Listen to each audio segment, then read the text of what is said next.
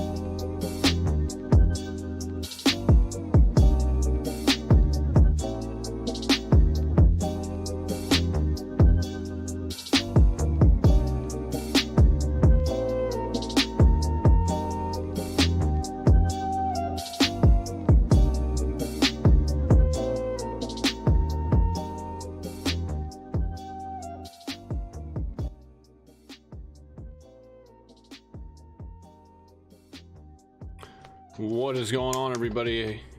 We are here with another live stream before we go into pretty much the beginning of this new week now. I'm I'm gonna try to stream a couple of days during the week. I'm gonna try to get a couple of streams in. Well, we're gonna go over the sleepers this week for the most part. I'm not gonna reveal all of them at once. We're gonna do we'll do like a couple a day, and we'll go in depth over every single one of them and talk about why they're sleepers, what they can accomplish in 2023, and just my general thoughts on each one of these individual players. And yeah, so we'll just take it from there. The first guy, can I get a drum roll, please? The first guy.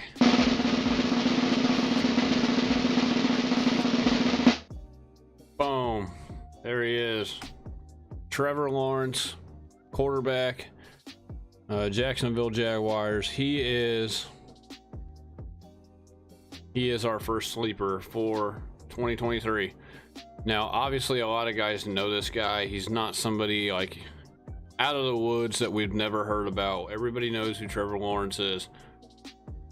You guys might question, why is he on the sleeper board?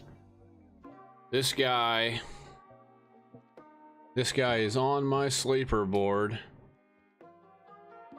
because it just seems like nobody's drafting this guy as early as they should be. So I have no idea why that is. Maybe just there's people out there that don't believe in him. There's people out there who don't want to spend a 3rd or 4th round pick on this guy. It's kind of weird, you know. Obviously, the news with Lamar re-signing helps. It helps jump another guy in front of him potentially, which obviously we seen that yesterday in that best ball draft. There was just all kinds of quarterbacks flying off the board over Lamar. Fields, which I don't have a problem with Fields, but Fields, Burrow, I don't have a problem with Burrow either. But then Lamar went. Then let me pull up my rankings here. I'm trying to think of who else was going here right after. I mean, everybody was going off the board. Basically, anybody you can think of in the top 10, like Tua. There's all kinds of guys going after this guy. It was weird to me. Herbert was going. Rodgers was going. It's like all these guys were going after Trevor Lawrence, and I didn't understand. I didn't understand it. So Deshaun Watson was going after him. He was also picked yesterday. I was like, okay. And we can pull up his ADP here. I want to see what his ADP was, because we're gonna go off Underdog. We're gonna go straight off of what Underdog has.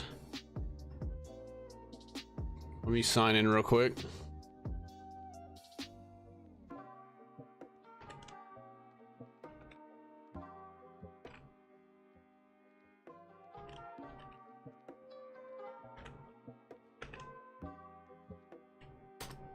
This guy's ADP is too high.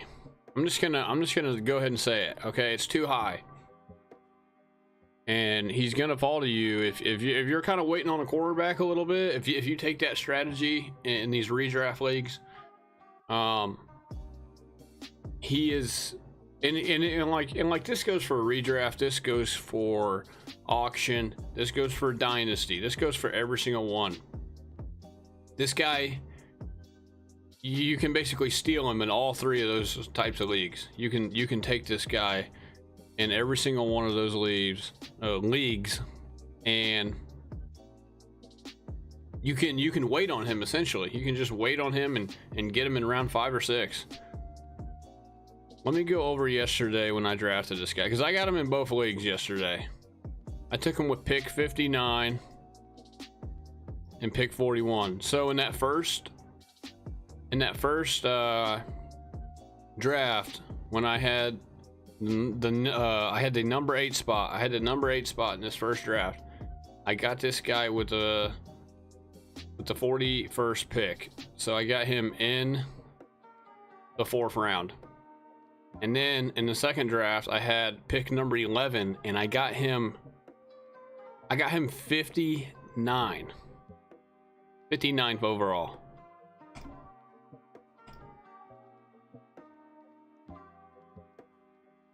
We can go over every single quarterback that was drafted over this guy here.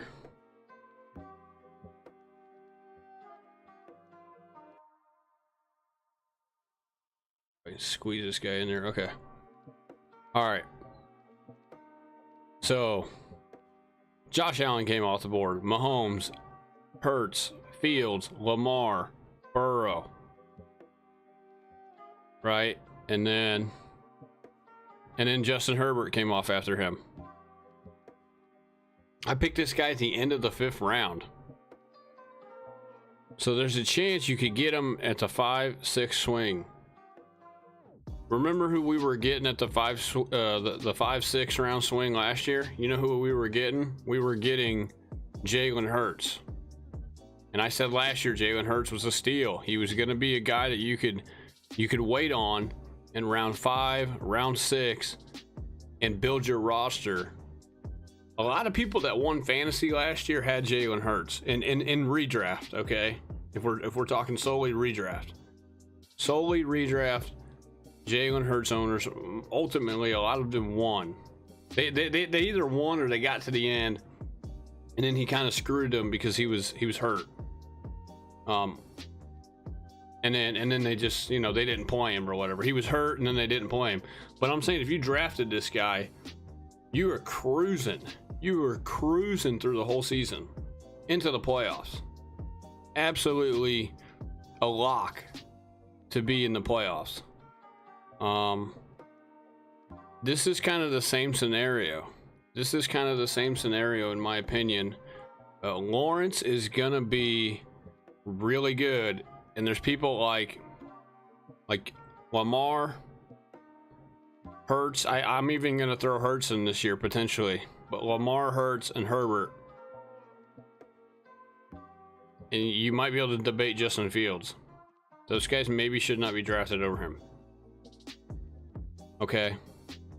If you asked me who I would rather have, Justin Fields in round 3 or Trevor Lawrence in round 5, at the end of round 5, potentially round 6, give me Trevor Lawrence all day. I'm taking Trevor Lawrence all day because the value is more. The value on that pick is higher than what it would be on Fields or say somebody like Hurts in round 2 or 3. It's just higher. It's got a chance to be higher. It's not set in stone, but it has a chance because Lawrence, I think, is rising. Okay, he's going into year 3. We've seen what Lawrence can do. Did he have a couple bad games last year? Of course he did. But they're building that offense. That receiving core is tremendous. He's got a really good receiving back. Really good running back in general. A really good team. They're gonna probably win the AFC South this year again. This guy, you're gonna be. I mean, he finished number 8 as a top 8 quarterback last year, and he's only getting better year in and year out. He's only getting better each year. So this is why this guy's a sleeper. I'm not saying he's like somebody who's a dark horse, out of nowhere. I mean, everybody knows this guy's good, but where he's being drafted at, what was his ADP? Like 53.8 or something? Let me double check that. Exposure, quarterback. We don't want to see that. Go back.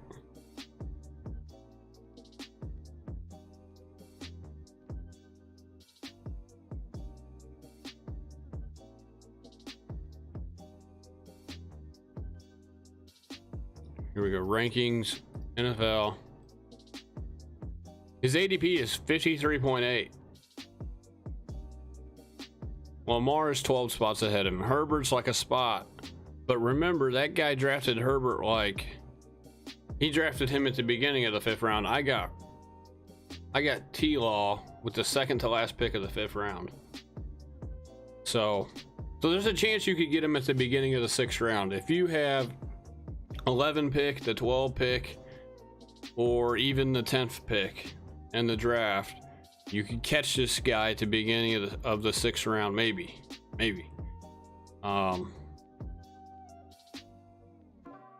This guy is a top 8 quarterback last year. We can pull this up here. This is his stats on Sleeper.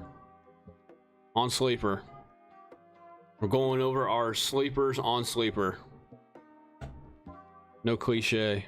Yeah, look at this. 2 years, here he is. His rookie season under a terrible head coach. At least a terrible NFL head coach. 227, 04. He finished outside the top 20. He threw the ball more his rookie season than he did last year. But he's more efficient. Doubled his touchdown numbers. Cut his interceptions in half. Still ran for close to 300 yards. Ran for 5 touchdowns. This guy will get you some. He'll get you some rushing numbers as well. But 500 more yards throwing the ball on less attempts. I can pull the calculator up real quick. We can actually calculate the completion percentage here. Unless, you know, I could look it up, but let's just do it right here. So his rookie season completion percentage.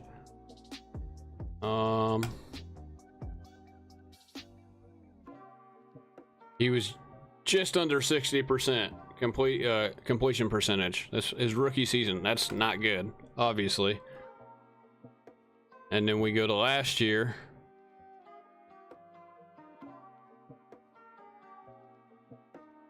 He bumped it up to 66%. That's not horrible. So he went from about 59.5% to 66%. That's about 7 points almost.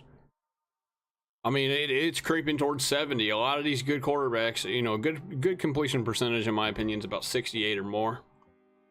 That's where you want it to be. So he's close, but he's progressing. You can see he's progressing as he gets older, as he gets more experience, as he gets a better team underneath of him. And this guy's not gonna go for like a ton of money. He's not gonna go for a ton of money, okay? We're gonna pull up another display capture so we can go back and forth between this guy and the rankings. My rankings that I have. Okay.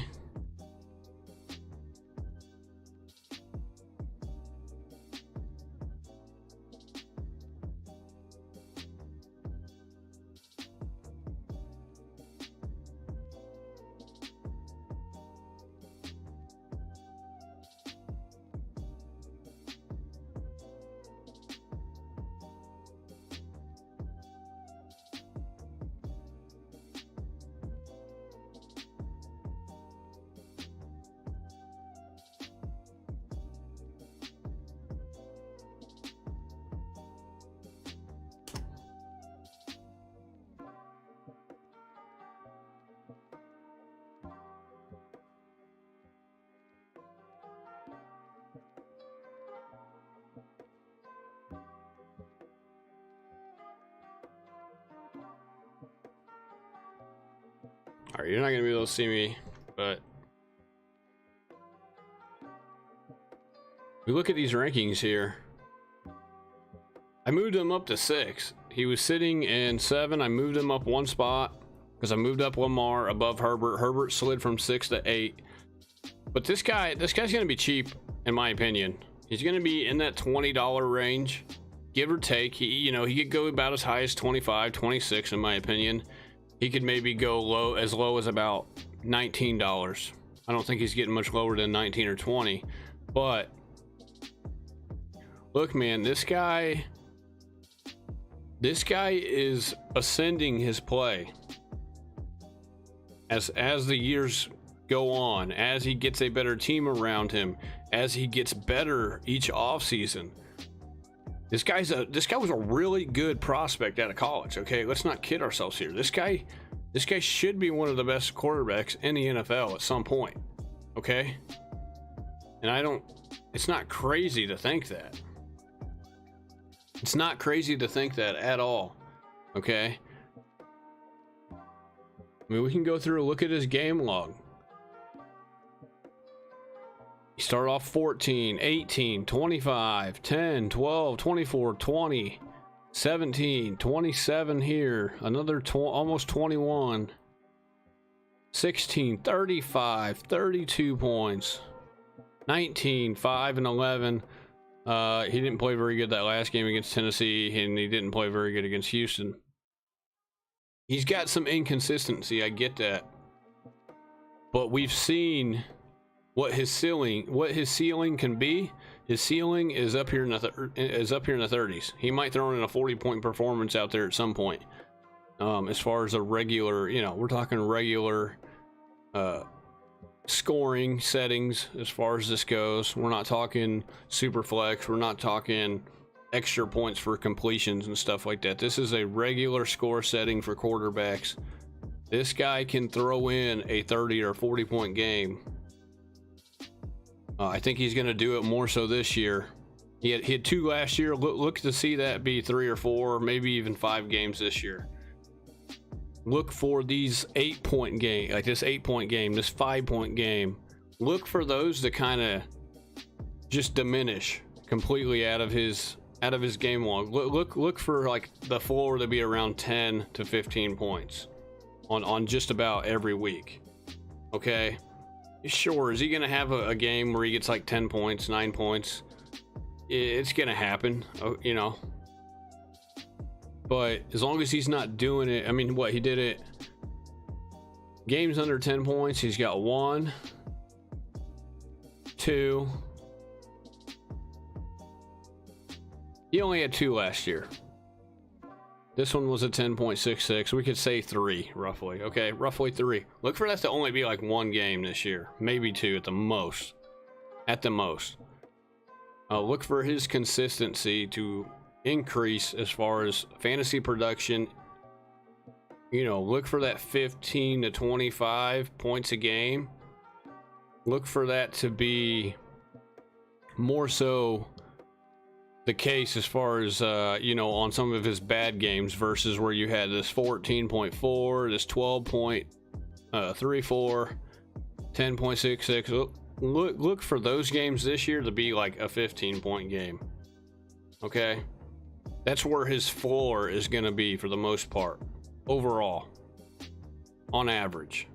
So look, man, this guy's going to take another leap, in my opinion, going into this year. He's going to take another leap. He's got Doug Peterson as his head coach now. He has a good offense. They have put together a really good offense. Really good offense. And that stuff matters in this league. You look at his rookie season, the offense wasn't the greatest. It wasn't what it was last year. They're picking up more pieces in the offseason. Now they got Ridley. Now I don't think Ridley is going to contribute as much as people think, but he's still a decoy or a weapon out there. He's still a guy that's out there that can make plays, who's probably hungry to get back onto the field and prove himself once again. But you put that guy on the other side with Kirk, with Zay Jones, Evan Ingram, ETN in the backfield. The sky's the limit for this team. This team's going to put up points. That's what we want. We want to go after quarterbacks that are on teams that put up points via the pass game. Example 1, Mahomes. Example 2, Burrow. You look at Jalen Hurts last year. We were calling Jalen Hurts. They had one of the better offenses in the league, and he runs a little bit. Look what Jalen Hurts did last year in fantasy. He bumped his play up tremendously from the year prior. He bumped up his fantasy points, crazy higher than what they were the previous year. Granted, he didn't, he was coming into his own, but they went out and got weapons for Jalen Hurts, okay? They went out and got weapons for him.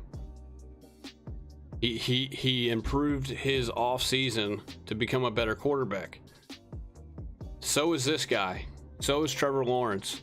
And that's why this guy is our sleeper number one. Do not sleep on this guy. Pick this guy up in the 5th round. If you end up passing on quarterback in the first 3 rounds, this is your guy. This is the front runner out there. That's when it comes, and I have him over Herbert because, like in auction league, you're probably going to pay more for Herbert. You see this? I got 20, I got 25, about 21 here. Somebody's going to pay more for Herbert. Lawrence last year, if you can see this down here, $18. $18 the first year.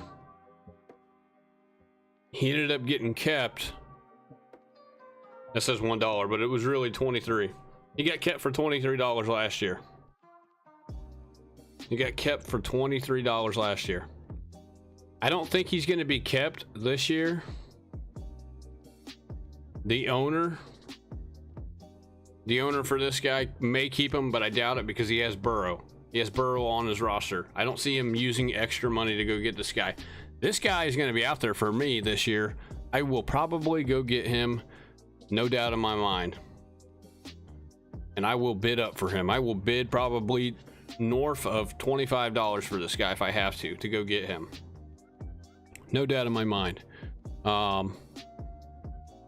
But this is what I'm talking about, man. A guy like this, we have bonus points for going over 300 yards. He went over 300 right there. 1, 2, 3 times, 4 times. He went over 300 yards 4 times. This could be a 6 or a 7. Yeah, this could be 6 or 7 games that he goes over 300 yards this year. He had 275 here, 262, 286. That was pretty close. So, we'll look for this guy just to be more consistent, okay? Their run game isn't the strongest run game, okay, in the league. I know they went and got Tank Bigsby. And don't get me wrong, ETN is a very good back. I'm not dogging ETN at all. But this isn't the Atlanta Falcons, okay? This is not the Atlanta Falcons. They're not going to pound the ball 65% of the time on this team. Okay? They're going to they're going to be passing the ball more so. They're going to be putting up points, running the score up on a lot of these games. They're in a horrible division, by the way, probably the worst division in all of football, next to the NFC South. So both South divisions in the NFC and the AFC, they're not good this year, in my opinion. But you look at the rest of the teams in his conference. They all went out and got quarterbacks. That's how bad they are. That's how bad the teams were last year. They had to all go out and get a quarterback in the first round of the draft this year. That should tell you how bad this division is. The Jaguars, this is their time. This is their time right now to repeat as division champs. This is their time to put their foot down and you know, claim this division again. And I think they do, because even though all these teams went out and got a quarterback, we don't know which ones are gonna actually develop into a top 12 quarterback and bring their team out of the you know, out of the abyss. But these guys have their quarterback. They have their quarterback. Those other teams are still trying to figure it out. And even if one of those quarterbacks do, wait, you know, I'm trying to think. Yeah, because Tennessee went out and got Levis, but they all have their, you know, they all have their quarterbacks now. They need to figure out who's going to be productive, who's going to be good. And it's going to take them time on top of that to figure that out. It's not going to happen overnight. It might take all of this year. It might take even into next year to figure that out before these quarterbacks that they developed turn into something. Stroud for the Texans probably has the best chance. He's probably the most NFL ready, but that doesn't mean he's going to come out and just start taking the league by storm. Okay, I'm not saying he doesn't do that. There's a chance, but more than likely not. So Trevor Lawrence is a sleeper. In my humble opinion, he is a sleeper. He's a guy that you should go out and target. If you wait on quarterback and redraft, go get this guy in the 5th round. Go get this guy in the 6th round, maybe. Like I said, I got him at the end of the 5th on best ball. On a best ball draft on Underdog Fantasy. Underdog Fantasy is where the pros play. It's where people have in-depth analysis of fantasy. That's where they go and play. Okay? If you're in a grandma or a grandpa league, you might be able to get this guy in the 7th round, maybe. For sure, the 6th. You can definitely get this guy in round 6 or round 7. If you're in a league who traditionally has guys who wait on quarterback, guys who, basically, traditionally just wait on quarterback. And there's leagues like that out there. There's tons of them. Now in an auction league, it's going to be a little different. It's a little different, but a lot of people, look, Mahomes going for 37, 35, somewhere in that range. Same thing for Allen. Burrow about 30, low 30s, high 20s. Trevor Lawrence isn't good. Yeah, a lot of people don't look at Trevor Lawrence like Joe Burrow, like Jalen Hurts. Jalen Hurts' value is going to be up in the high 20s, low 30s because of his season last year, the season he had. Lawrence isn't going to be in that price range. So he's a guy that you can get at value that has good upside, that we know is trending in the right direction just by his last 2 years down here. Just by his last 2 years, right down here. We know this. You see all the green right here? All the green and the yellow? You see all the red he had? These are red numbers right here from his rookie season. He went from 23 to 8. He went from outside the top 20 to inside the top 10 as a fantasy football quarterback. This guy is being slept on by a lot of people.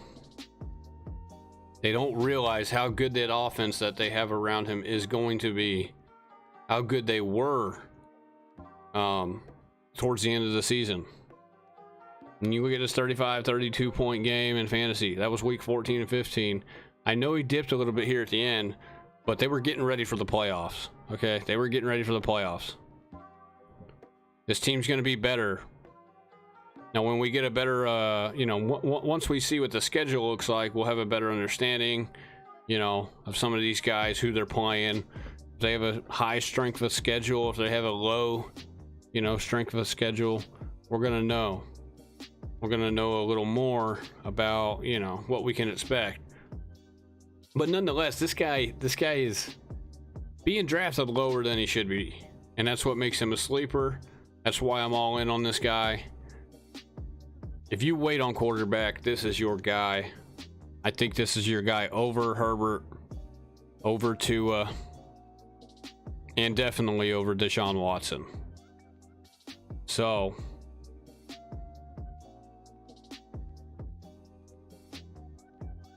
look out for this guy. He is sleeper number 1. We will reveal our second sleeper here momentarily. Let me close these down here.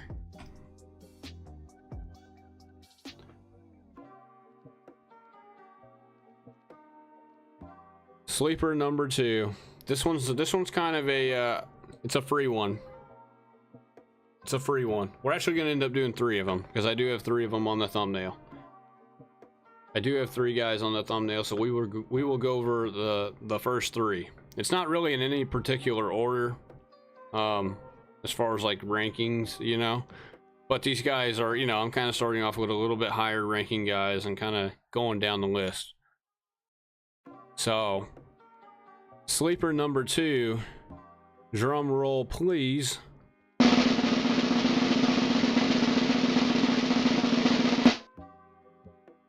Najee Harris. Najee Harris is sleeper number 2. And the reason for that is because, once again, his average draft position, his ADP, is too high. It's just too high because of last year, you know. And he didn't have the worst season last year. He made it through. Granted, we were a lot higher on him. But because of him having that kind of season, this opens him up for being a sleeper this season. That's how this thing works every year. Every year, if a guy he ends up performing bad the previous year, coming off of an injury, whatever, has a bad offensive line, gets traded, or whatever the scenario is, it opens up for opportunities like this, like for this year, for a guy like Najee Harris. Najee Harris's ADP. Anybody want to take a guess at what it is on Underdog? And Underdog, this is, in my opinion, this is very, very accurate. Okay, people do this for money. This is probably some of the most accurate ADPs as far as redraft goes. Obviously, in auction, it's a little different. There's no ADPs, just dollar value. But we can also pick out, if we wanted to pick out auction guys that were sleepers, we could go off dollar value too. We'll go over that more in auction. I mean, obviously, I think this guy's a sleeper in auction too, but we'll have a better understanding when we find out, like, whatever your site is. Like, I do my auction stuff on Sleeper. They will provide projected prices for these guys, okay? They will provide projected prices for all of these guys. And then I will configure those with mine, compare with mine, and we'll find out where the value is. Of course, it also could change because, like, I have keepers. Some other people don't have keepers, and or have a keeper league. So that also plays into it as well. All right, so back to this ADP. His ADP on Underdog is 39. Now, that might seem a little high, but there's 1, 2, 3, 4, 5, 6, 7, 8, 9, 10, 11, 12, 13. There is 13 running backs with a higher ADP going before this guy. I got this guy in the 4th round, both drafts that I did with this guy. I believe I took him both times in both drafts. I get this guy in the 4th round every time. I think it was at the end of the 3rd, the first one, but it was in the middle of the 4th. The 2nd draft, I went back and looked at a redraft league I did, like a $5 one that I did, a month before the draft. And some other guy drafted him like middle of the 4th, almost towards the beginning of the 5th. That's too low for this guy. That's too low. So 39, that's going to get you at the end of the 4th round in a 10-team league. It's going to get you towards basically the that's like middle. Take that back. That's the beginning of the 4th. That's the beginning of the 4th round in a 12-man league. That's at the end of the 4th in a 10-man. So 4th round. This guy's a 4th round guy. I don't know why. He should not be a 4th round. Guys like, you could argue Stevenson and ETN for sure, but guys like Jacobs, Derrick Henry, Tony Pollard, Nick Chubb, they shouldn't be drafted over this guy. And Chubb and Pollard, Henry and Jacobs, they're ahead of Walker, Etienne, and Stevenson. I don't even understand that either. So obviously everybody, they might think differently of these guys, but based off my observations of some of those guys like Henry, who's getting old, Jacobs is on a bad team, Nick Chubb is getting older, he has injury risk. And, people, I don't think Najee Harris has a whole lot of injury risk. People, he had his list Frank last year. The guy still played every single game. This guy still, toted the ball 272 times. That's how many times he carried the ball. This guy didn't miss anything. He got healthier in the offseason. Now, yeah, something can come up before the season again. If that's the case, we will readdress this. But right now, this guy should be being drafted all ahead of all of these guys. So you're getting value with this guy. That's what makes this guy a 2023 sleeper in redraft. And dare I say an auction, depending on what you can get this guy for. Like I said, we'll probably go over auction stuff as far as like sleeper value and stuff like that another time. I mean, I can still pull up his value. I can still pull up his value at what I have him at. But I got him.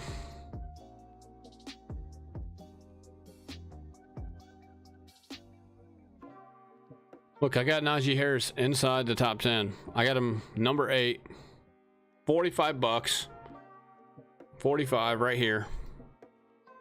Now, that doesn't mean there's value with him in auction. I think if you get this guy roughly $40 or less, I think you're definitely celebrating. You're definitely celebrating if you got this guy. You just committed robbery, in my opinion, and he's going to take you a long way in your fantasy league, especially if he's RB2 or 3. This guy's an RB1. I got this guy as an RB3 yesterday in one of those best balls. This guy is an RB1. He's a low-end RB1, a high-end RB2. That's what this guy is. This guy, they're going to run this guy into the ground. They went out and got pieces for the offensive line for this reason. The Steelers want to get back to pounding the rock. That's what they want to get back to. But this guy is going after all of these guys I have below him. Now, these are my rankings. Some people might have something a little different, but I think it's fair to say everybody that knows what they're doing, who looks into analytics for this fantasy stuff, they look into price points as far as auction goes, they probably have this guy in their top 12 at least, which if they're a top 12 running back, they are consensus basically a number 1 running back on a team. A top 12 running back is an RB1. Whether it's low end or high end, obviously, it dictates where they are at. If they're 12, they're a low end. If they're number 1, they're a high end. This guy has top 5 potential every year. He finished 3rd overall. Look over here on the right side, or I guess the left side. Look on the left side, right here. He finished 3rd in PPR his rookie season. He slid down to 14 in PPR. Okay?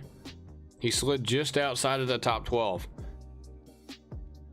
And that was battling a little bit of injury. That was having a horrific, whatever you want to call it, offensive line.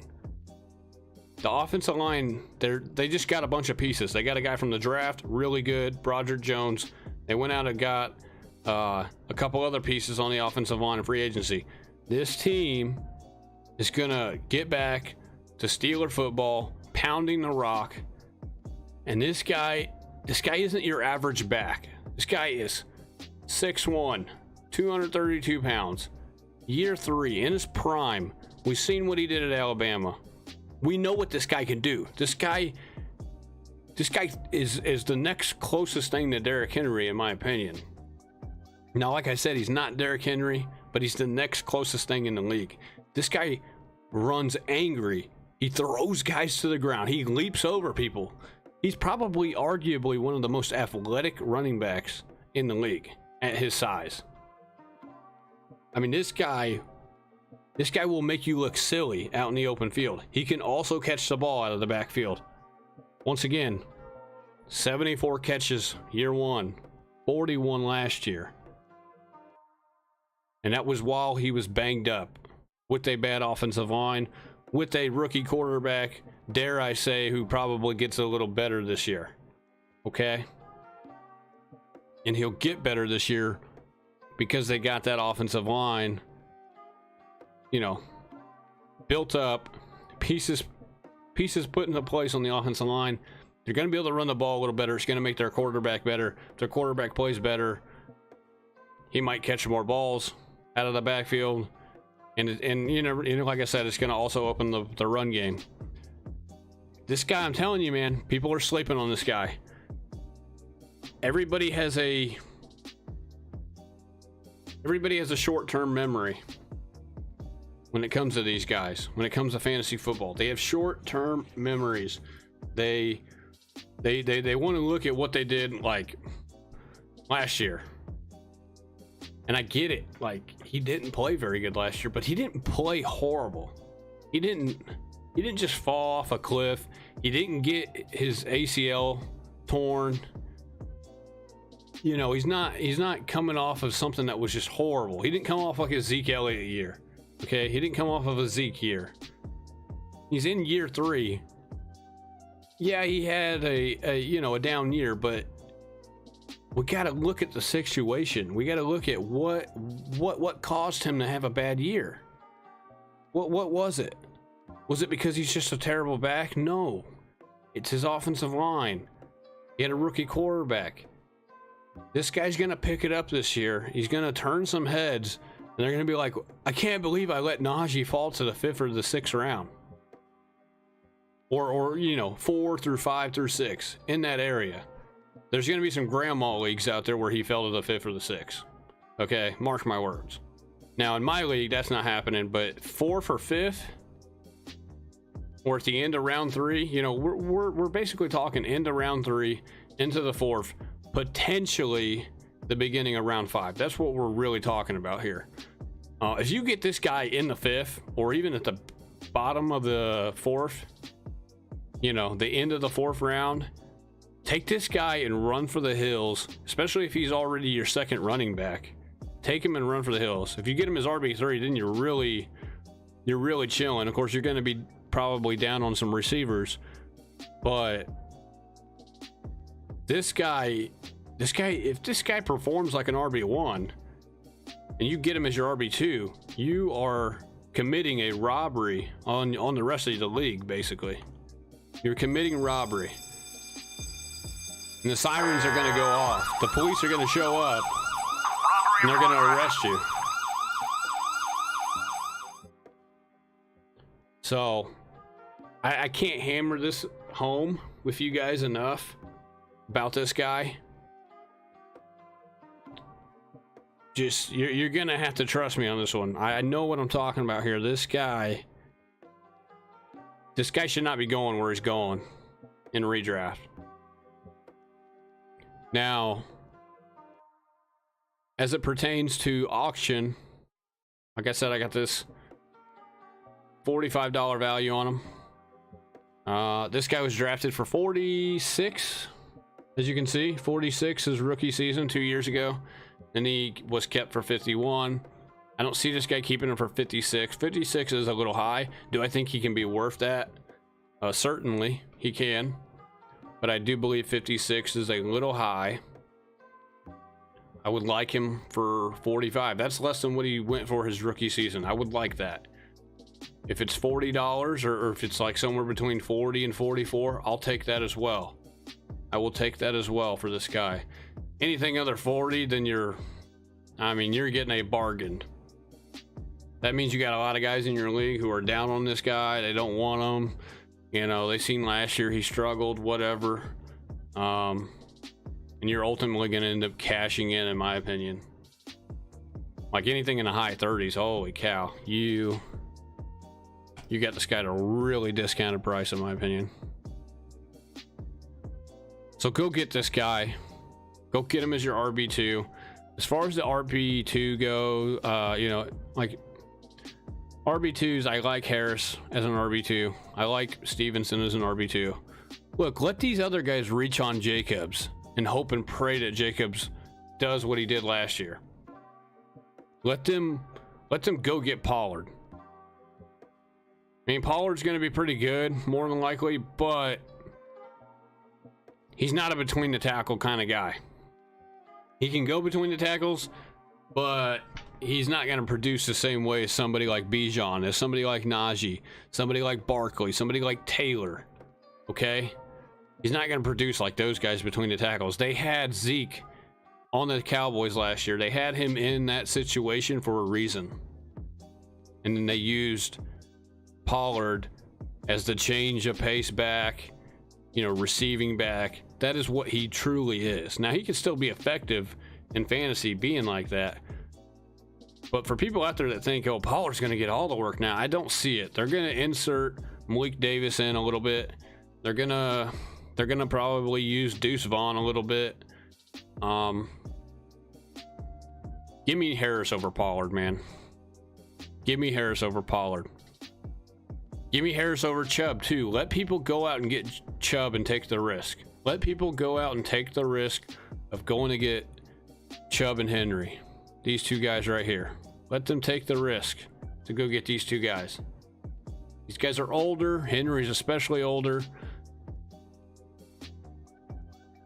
And dare I say, Henry's offensive line is terrible. Chubb's offensive line is pretty good. But Chubb is bound to miss some time, in my opinion. I just look, and then Chubb didn't play very good when Deshaun Watson came in. Deshaun Watson came in those last, what was it, 4 games or 5 games, and Chubb's production went down very, very significantly. So, you know, let other owners out there go take the risk on this guy. Go get Najee Harris. Najee Harris he's gonna be on the board after these guys anyways. So there's gonna be more value when you get him in the 4th round, and these guys reach on him on Chubb and Henry in the middle or the beginning of the 3rd. As far as redraft goes, that's where these guys have been going. I seen a guy get Harris in the middle of the 4th as his 2nd running back. That was after the guy already drafted either, I want to say he drafted either Bijan, Taylor, or Barkley, or Eckler. It was one of those 4. But you seen yesterday, I got Harris as my 3rd running back. I had Bijan and Breece Hall, and then I got Najee Harris as my 3rd running back at the beginning of round 5.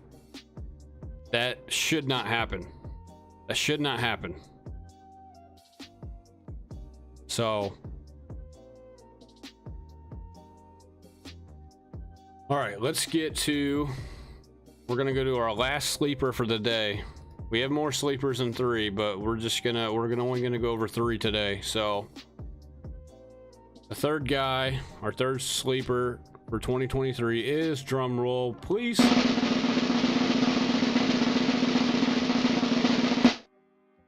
Zay Flowers. This guy's just going too late. We seen it yesterday on Underdog Fantasy. This guy is going way too late. Look, I know they went out and got Odell. I know that, you know, look, Lamar's back, okay? This kind of reminds me of Hollywood Brown. This guy. He reminds me of Hollywood Brown back when he was on the Ravens. They play very similar. They are 5'9", 5'10" type of guys. Burner speed, over the top speed. This guy might be able to catch the ball though a little better. Like everybody remember Hollywood Brown, he had some drops. This guy's a little bit better. He's got a little bit better hands in my opinion.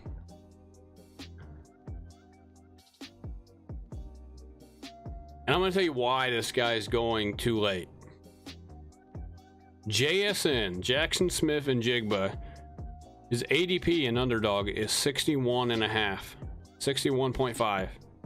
Okay, that's basically at the end of round 5. beginning of round 6. Into round 5, beginning of round 6. This guy was drafted like, what, 2 picks after him? Okay. Probably, arguably better. He's arguably better than JSN. JSN's a slot, pure slot guy.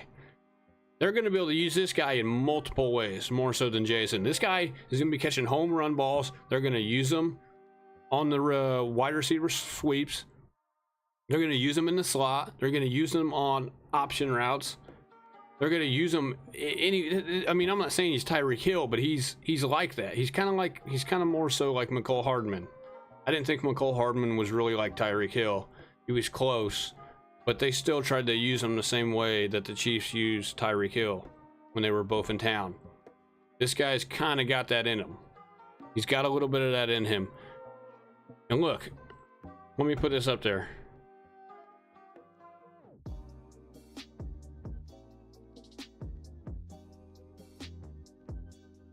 This guy is way down the list here.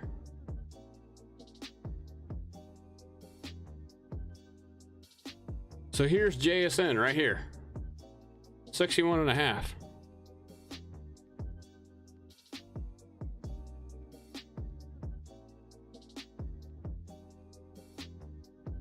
All right, JSN right here, 61.5, all the way up here at the top now. Look at all these guys right here. Pittman, Ayuk, Lockett, Godwin, Pickens, Evans, Jameson Williams, Hollywood Brown, Tony, Burks, Deontay Johnson, Brandon Cooks, Gabe Davis, Dotson, Jordan Addison, Cortland Sutton, Mike Thomas. Mike Thomas is above this guy, of all people. Rashad Bateman, Odell Beckham, Quentin Johnson, and then here is Zay Flowers at 107.2. 107.2. That means this guy is going in round 9. At the end of round 9.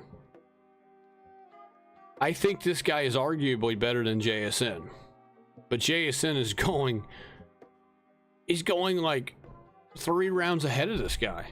4 rounds ahead of this guy, close to. That's wild in my opinion. Both teams have weapons. Both teams have a lot of weapons. What's the highest I would take CeeDee Lamb? You would have to... Are we talking redraft or are we talking auction? You'd have to let me know. If we're talking redraft, I would take him in round 1. If you don't take him in round 1, he's not going to be there. What's the highest overall I would take him? I mean, let's see, what's his, CeeDee Lamb is 13.6 ADP, and I mean, I would take him probably as high as 10. I wouldn't go higher than 10. As far as redraft goes, we can go back over the auction. His value is...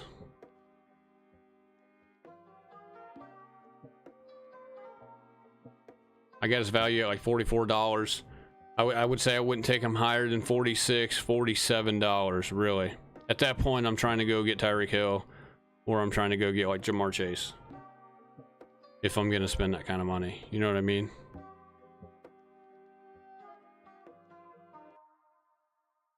But Zay Flowers, man, we can go over his auction value here.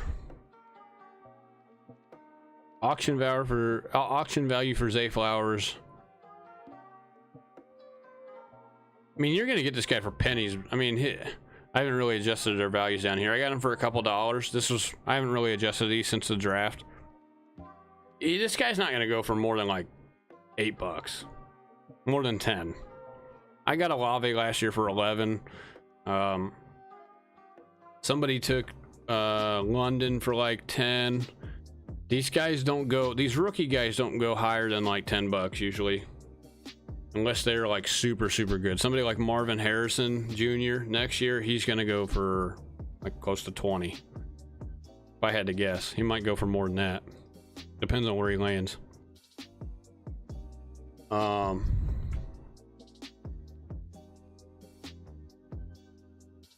It's weird how it comes up here but not there.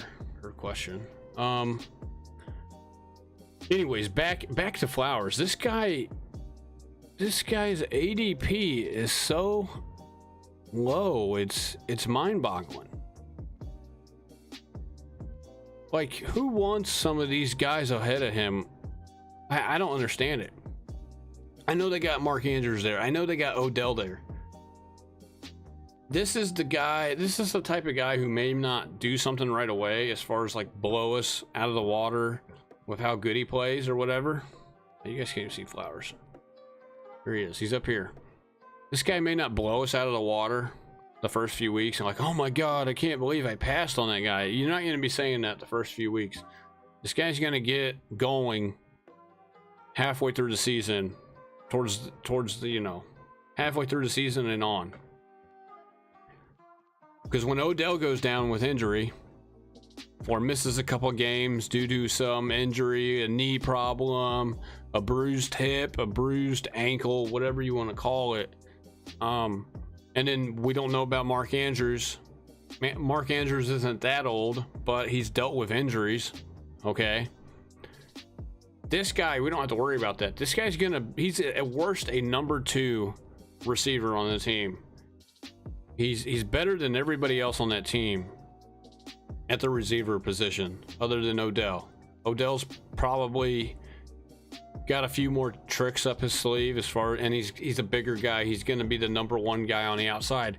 Don't think they're not going to use this guy though, Flowers. Don't think they're not going to use him in ways that are Tyreek Hill-ish ways, which gets the ball in his hand. This guy is a burner, very elusive, very good with the ball in space after the catch. That's what this guy is. So they just got to get the ball in this guy's hands and let him go to work. That's good for Lamar. That's good for that offense.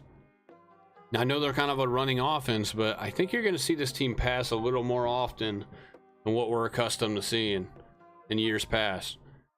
They just paid Lamar all that money. They're going to want him to lead this team. And I think this team is going to be putting up a little more points than what, we've seen how good they are with Lamar versus when they don't have him. When they don't have him, they're lucky if they score 20. When they do have him, they were averaging like 28 points a game, I think, whenever they had him at quarterback. This guy's a difference maker at quarterback. And now he's got this guy, this weapon.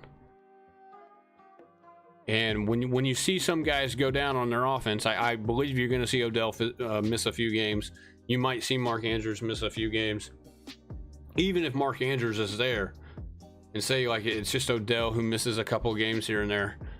This guy's going to be taken off, dude, as far as fantasy goes. But you can get him. You can get him as your receiver 3 or 4. You can get him at receiver 3 basically, or 4. And there's huge upside because this guy has the intangibles to be a number 2 receiver in fantasy, in my opinion. Probably not number 1, but number 2. Number 2, a flex option. He could be a flex option for some people, but this guy's not being drafted like that. Not when you got JSN way up here. He's more versatile than JSN. Bottom line. It's just the bottom line. So those are our 3 guys, our first 3 guys, and then as far as 2023 sleepers go, those are the 3 guys that we are kicking this off with. We will go over more of these guys. Our next stream probably Tuesday, maybe. I'm thinking Tuesday morning, which is tomorrow morning, I guess. Yeah, Tuesday morning or Tuesday afternoon. We'll just have to see what my sleep schedule is this week. It could get pushed to Wednesday morning. We will just have to wait and see. But these 3 guys, We got 5 more. I'm trying to come up with one more. I'm trying to do a 3, 3, and then another 3. So we'll try to come up with 9. I got 8 right now. So these guys for sure though are sleepers this year, you know, at least right now. That could change, obviously. Say an injury comes up, say the ADP for these guys just jumps through the roof, whatever. But I'm talking about right now. You go to Underdog, these are the guys. These are the guys who are sleepers right now.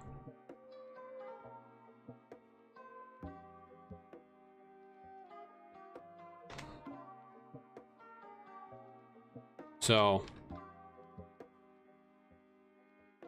I really think Lawrence and Najee are especially sleepers right now for big name guys. All right, now we are going to move on. We're going to do a best ball. I'm going to do a best ball right now.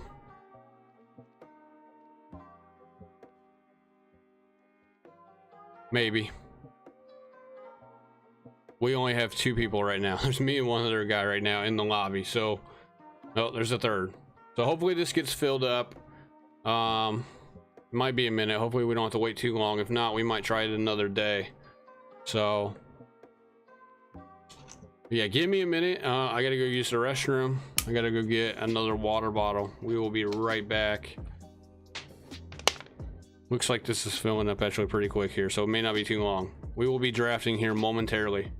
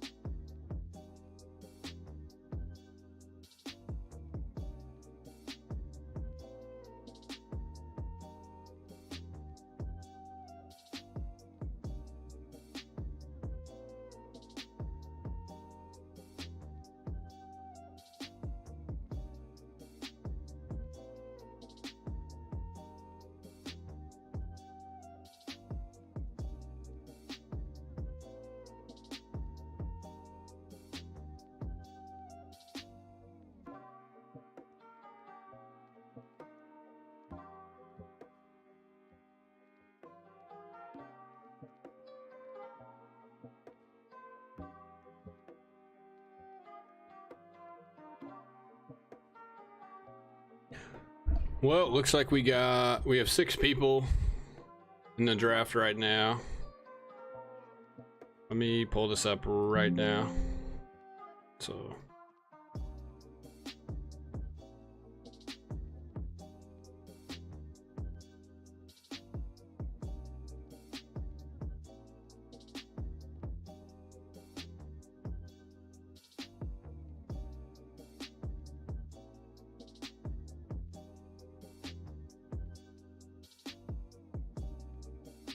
all right, so the board is up.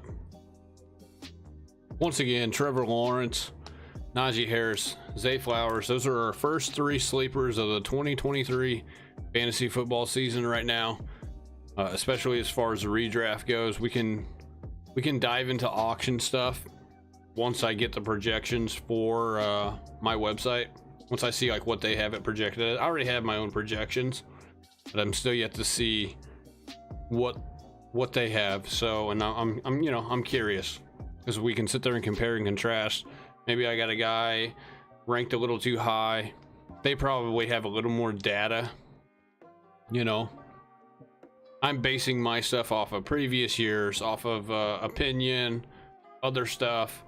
You know, they actually have like computers and stuff that generate this, and plus they have you know, data off of other leagues, so they could, you know, their rankings are, as far as values go in auction league, could be a little more precise.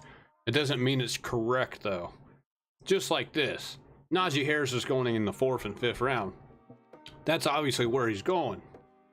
That doesn't mean that's where he's going to finish though once the fantasy football season starts and ends. It doesn't mean that's where he finishes. He could finish above that or below that.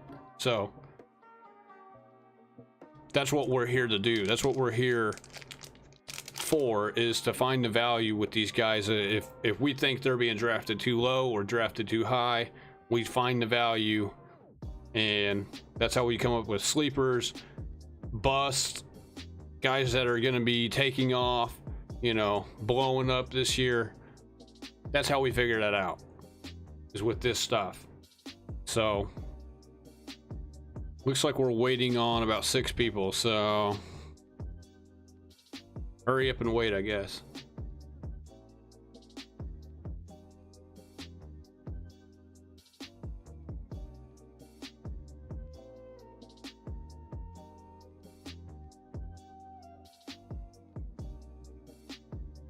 I do have my social medias up here above me. Be sure to check me out on all of those social platforms. I do have the live stream on Twitch, on YouTube, and on Facebook. You can also message me on Twitter. You can tweet me. You can go check out my content that I have on TikTok as well as YouTube. I have short videos, TikToks, whatever you want to call them there. I do put them on Facebook as well. So yeah, check me out over there. Leave a like, leave a follow, subscribe on YouTube. Really helps me out, helps out this channel, helps out my content. We will be dropping more videos this week, mostly over the stuff we've already gone over, such as the sleepers this week. And we went over, you know, the draft recap Saturday or whatever, and we did a little bit of the draft recap on Sunday as well. So we will be making some content over some of that stuff. So yeah, man, check me out and leave a comment, leave an opinion, you know, or whatever if you got one.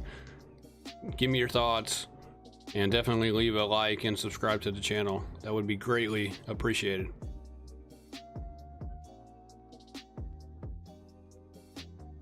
We are waiting on one more person. Look at this, it filled up pretty quick.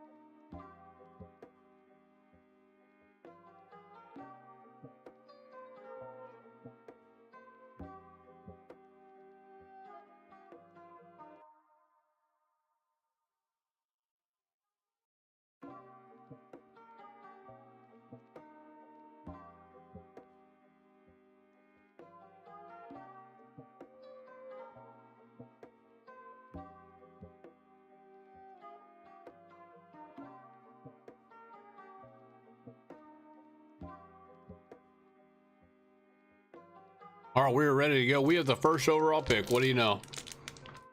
So a lot of people have been going Jefferson here.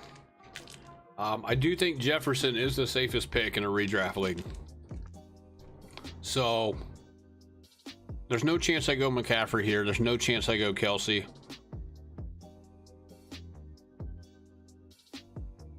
I worry about Chase a little bit with this off the field stuff, maybe potentially. I know not a lot of people have heard about it, but I don't know if it's real or not. I will go Jefferson right here, just to be safe though. Does Jefferson maybe come down to earth a little bit, potentially, but I still think he's a number 1 or number 2 overall wide receiver in fantasy this year, barring injury, of course. So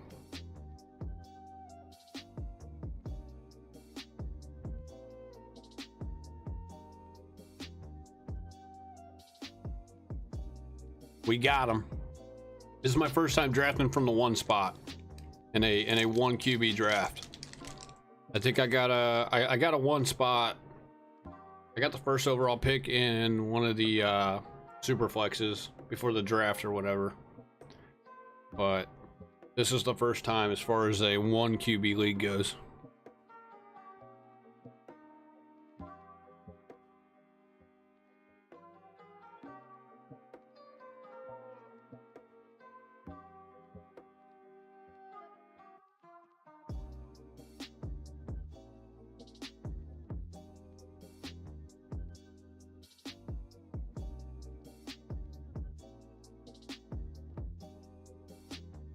Wow, AJ Brown at number 4. Over Tyreek Hill and Cup and Diggs. That's pretty wild. That's pretty wild.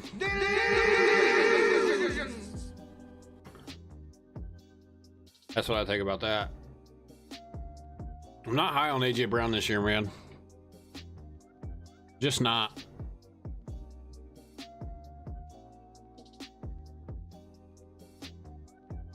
Kelsey 5. Kelsey's gonna be 34 years old this year. Isn't that crazy? Man, when's this guy hit the wall?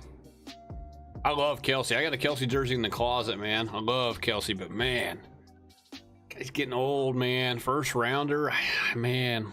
There's gonna be at some point, somebody's gonna draft this guy in the first round. I don't know if it's this year or next year, 2 years down the road.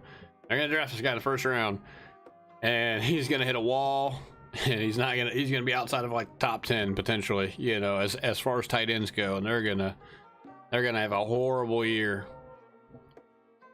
Bijan at 8 again. Look at that. Bijan's ADP is basically 8. I drafted him in 8. The second draft I did last night, he was drafted in the 8 spot. Now he's there again. So Bijan's becoming the number 2 guy, the number 2 running back drafted off the board right after McCaffrey.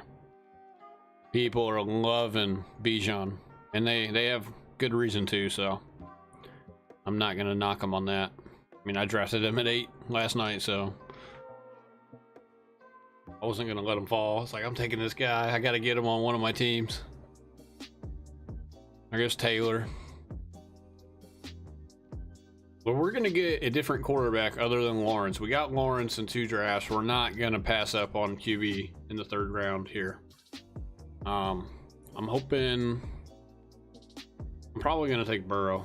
Even if Allen and Mahomes are sitting there, I'm taking Burrow. I just got a feeling about him this year.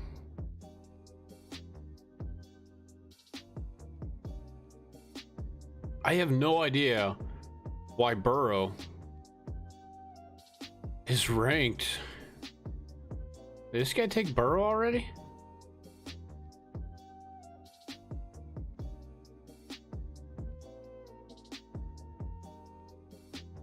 Look at it. Hurts was the first QB. No, Burrow wasn't taken.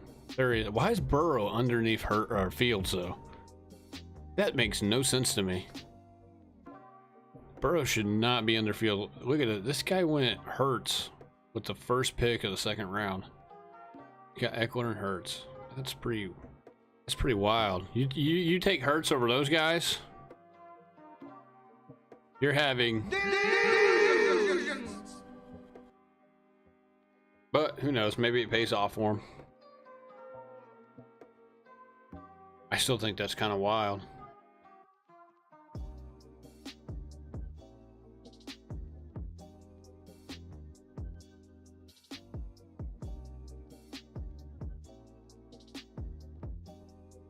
Turn the music up a little bit here.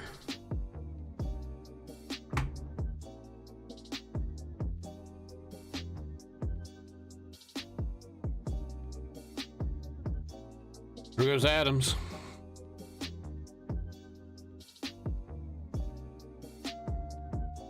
I'm just gonna let you in for a in on a little secret. As far as we go, players like to stay away from. We'll have a segment where we have players to avoid. Adams is gonna be on that list. I'm just letting everybody know right now. He will be on that list. Give me Waddle and St. Brown over him. Give me Chris Olave and Devontae Smith over him. T. Higgins maybe not, but give me those other 2 guys over him as well.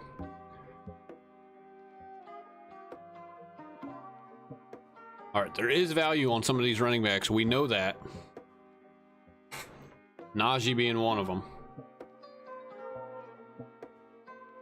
We are coming up. There goes Mahomes.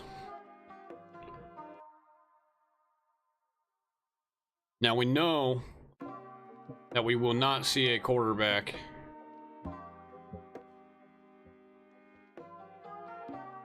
we could see Trevor Lawrence at the end of round at the end of round 4, but it's not likely. It's not likely. Here goes Debo. The running backs are going to start flying off the board here after I pick.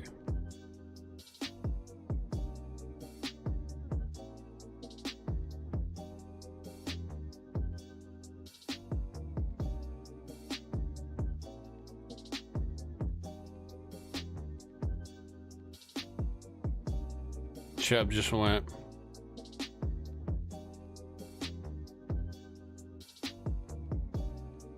Somebody just took Burrow too. That hurts.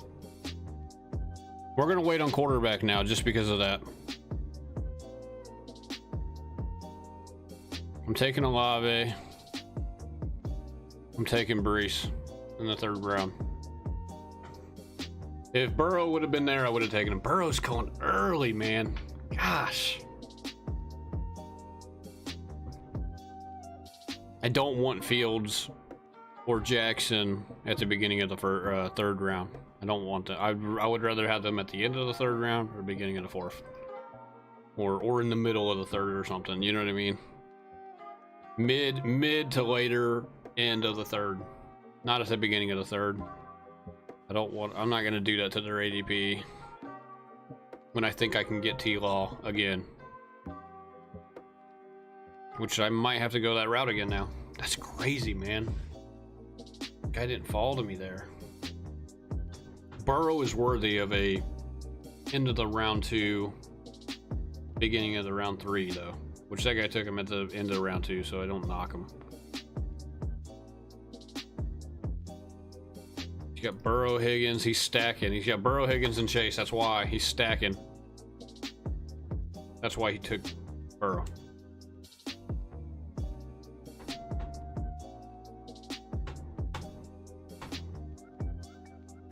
We'll probably go get Cousins at some point for Jefferson, so he'll probably be like my 2nd QB.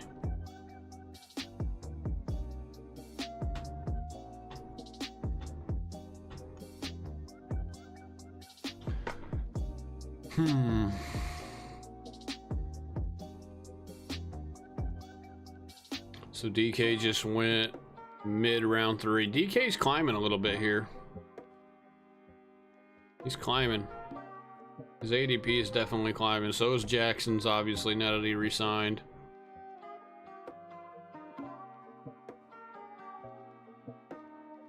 So, like, these guys are taking Pollard, Jacobs over Kenneth Walker, over Etienne, over Stevenson, over Harris. That's ludicrous to me. To me, that's ludicrous. To me, that is crazy.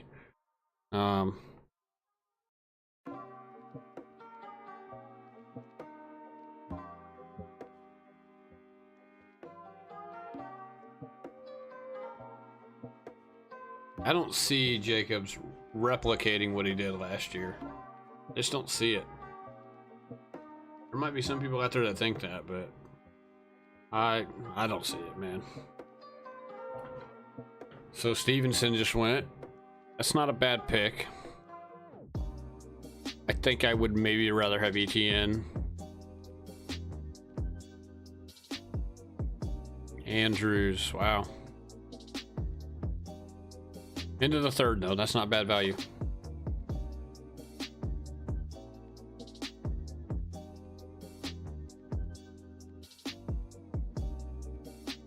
So we are moving into the beginning of round 4.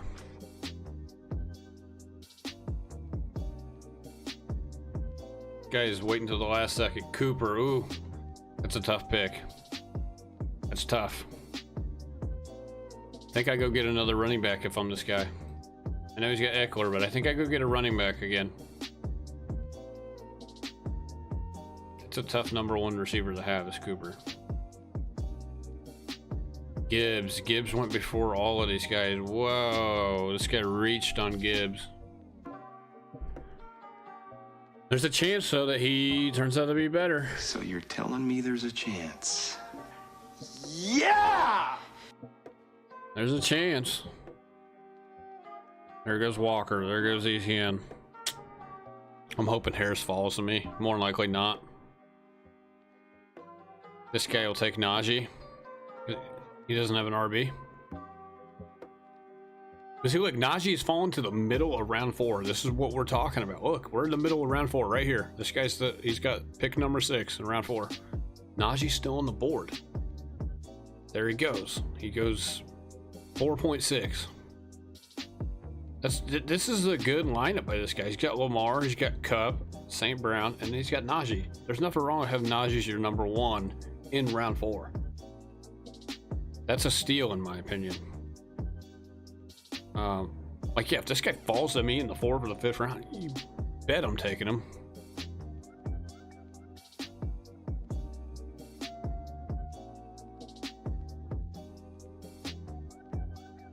We're gonna go get Lawrence again. Have to.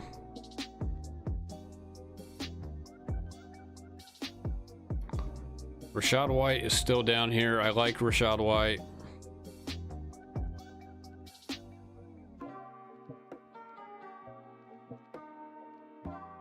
And I like Pierce.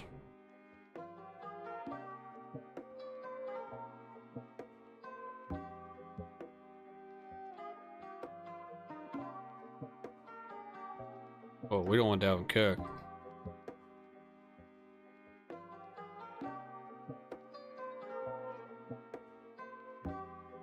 We're gonna reach a little bit here. We're gonna go Lawrence because Herbert just went. And then we're gonna go. We're gonna be a little safer here, and I think we're gonna go London. Drake London at receiver. He's our 3rd receiver, Drake London. We still only have Brees at running back, but Pierce, Rachaad White will be there too. I'm fine with having Rachaad White as RB2. The better option is to go receiver there, in my opinion.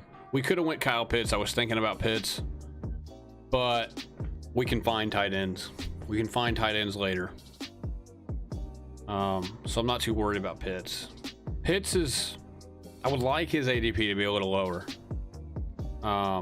59 basically, 58.9, 59. That's a little high. I would like it to be like where Goddard's is, 66, because that's outside of, that's in the 6th round, whereas he's like right at the end of the 5th, which is not horrible, but there's a little bit of risk involved going that direction, going tight end early. Like Kittle at 47, that's too high. It's too high in my opinion for Kittle. There's a reason why Hawkinson was just taken over Kittle. I would rather have Hawkinson over Kittle as well. Hawkinson's top 5. Top 5. As long as he stays healthy.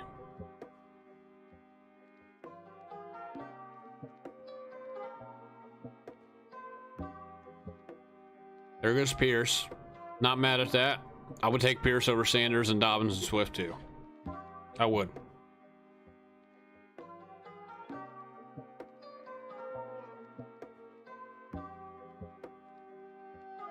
I'm just going to show the whole thing here. That way you guys can see it. And see my team down here.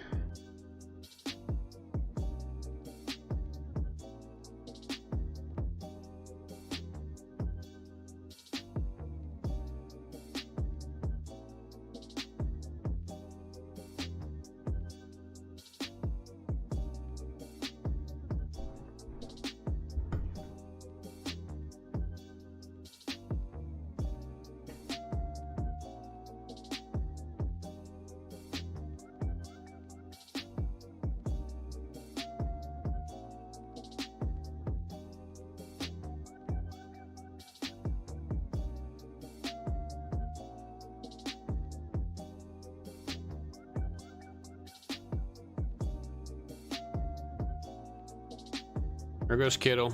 See, look, JSN, dude. 58. 58. Remember, his ADP was 61.5. 58, dude. That is just...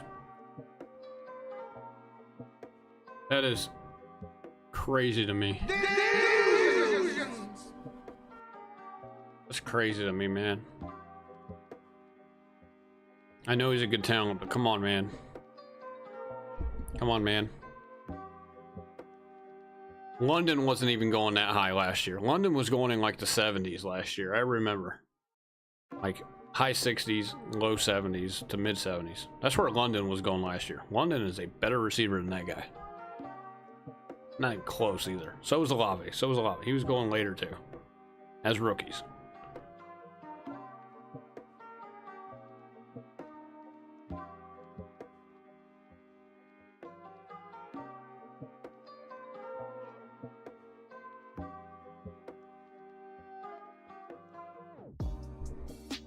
All right, we're coming up here.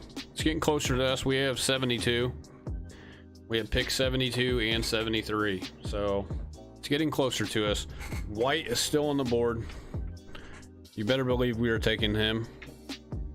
We will not let him slide any further.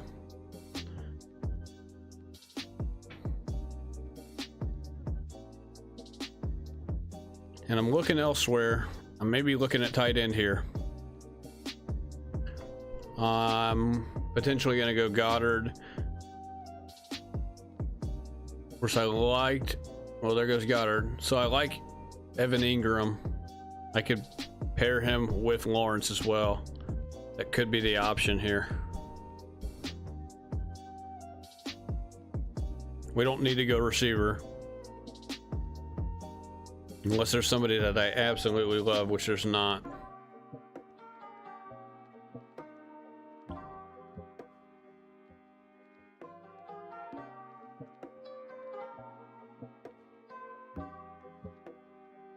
Cam Akers ends the season on a 3-game 100-yard streak. We could go Akers. Akers could be an option. I would like Montgomery a little better, I think.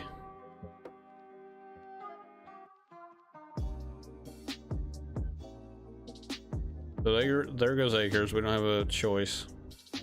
We will take White. White will be our 7th rounder. If he doesn't go. So there goes Swift.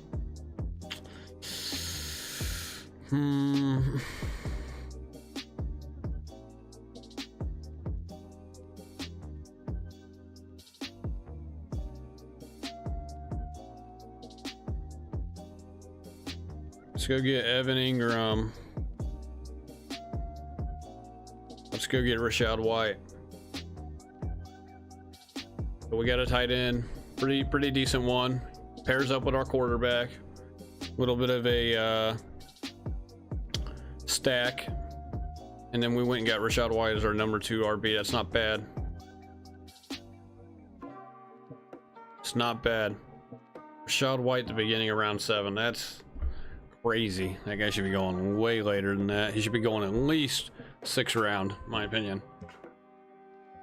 5's maybe a little bit of a reach, but 6 is definitely where he should be. Realistically, he probably goes...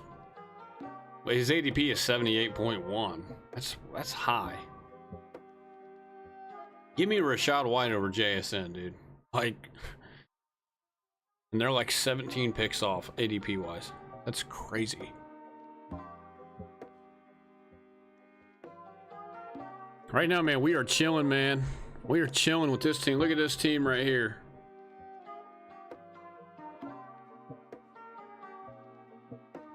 Look at this team right here. This is the team right here. Look at this. Trevor Lawrence, Breece Hall, Rashad White, JJ, Olave, London, Ingram. We're chilling, man.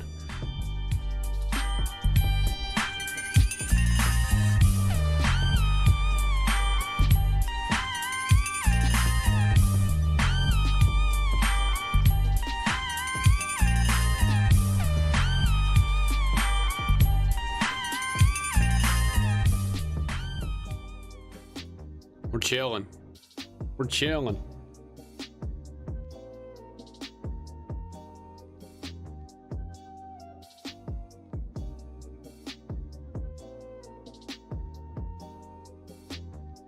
All right. Mixon, Montgomery, Tua, Cooks. There goes Prescott. We haven't seen any weirdo take Anthony Richardson yet, right? And have him as their only QB. This guy, this Rucker guy, doesn't have a QB yet. He's got Ramondre, Gibbs, Pacheco, CeeDee Lamb, Garrett Wilson, Kittle. Yeah, it's okay.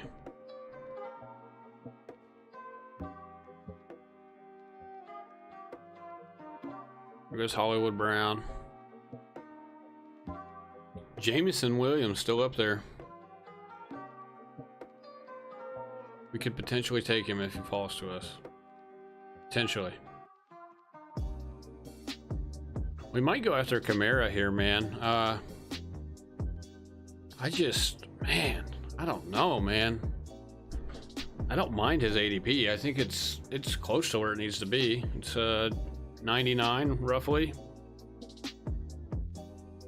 So that's like round 9, beginning of round 9, which is that's where we're gonna be.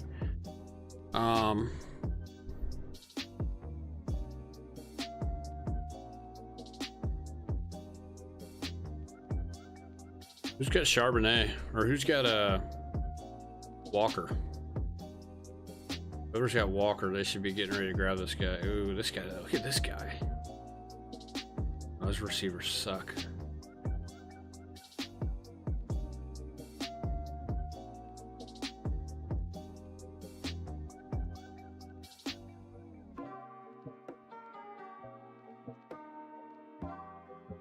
We're looking at Zay Flowers again. I like him. Williams and Johnson will be gone by the time it gets to us. We could go get another tight end potentially. I do like Fryer move. Or we go get Kirk Cousins. We probably go get Kirk Cousins since we have JJ. I see Kirk there. Kirk Cousins, Zay Flowers could be the picks here, or Fryer move. Just depends. We do need to go get another running back at some point though too. 2 is not enough. I do like AJ Dillon all the way down here.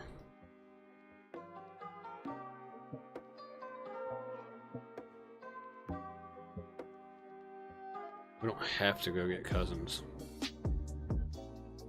We don't have to. Yeah, the guy had Walker, he got Charbonnet, so he cuffed them together. Good on him. Good on him. We get everybody passing up on Jameson Williams, dude. This guy's dropped. He's already dropped almost 20 picks from his ADP, which is a lot, in my opinion. It's gonna be tough not to take him if he falls to me.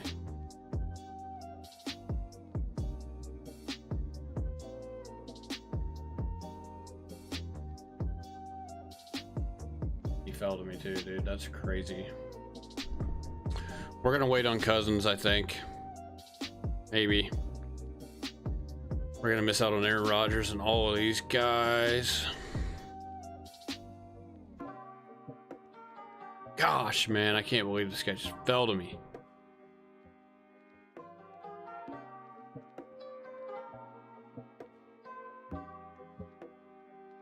We're gonna take him. We're gonna bite the bullet. It's just too much value to not take him. We won't go get Flowers this time.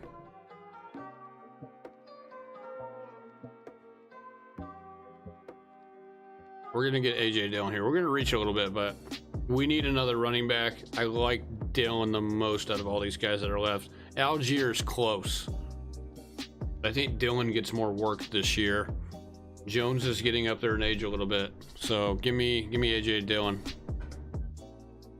Not a bad third option. It's not a bad RB3. It's not bad, in my opinion. I believe Kamara was already off the board, right? That's all right. We'll let somebody else bite the bullet on Kamara. Kamara was taken way back here, wasn't he?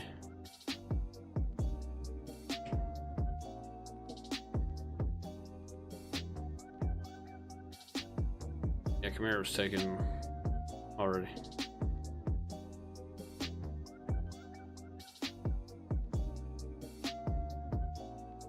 We can go night mode here. I don't know why we're in day mode. I hate that. Let's go night mode.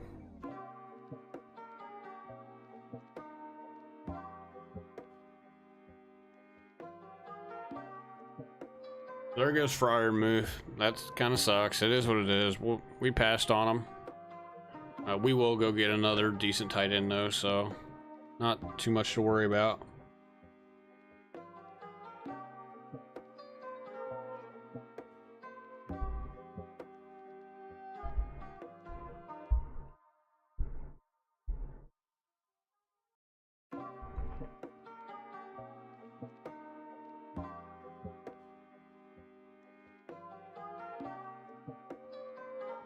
I like to get my hands on Rodgers if he falls to me, but probably won't happen.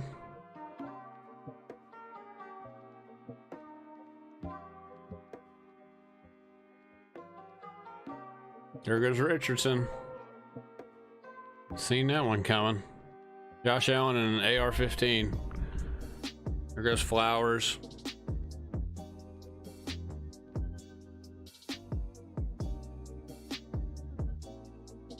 The Flowers went about right at his ADP, 107.2. He went 106. There goes Cousins. Oh, Kamara is still on the board. I thought he was still on the board. Kamara's still on the board. He's at the top of the board right now. I will take Kamara if he falls to me, because there's gonna be too much value. Hopefully he doesn't get suspended for the whole year if that's the case, but I understand why people are passing on him. This is a big slide for him though. He's already slid 10 picks past his ADP. Big slide. This guy's actually usually taken before his ADP in my opinion. I believe he is. He was yesterday. I'm pretty sure. I have to go back and look, but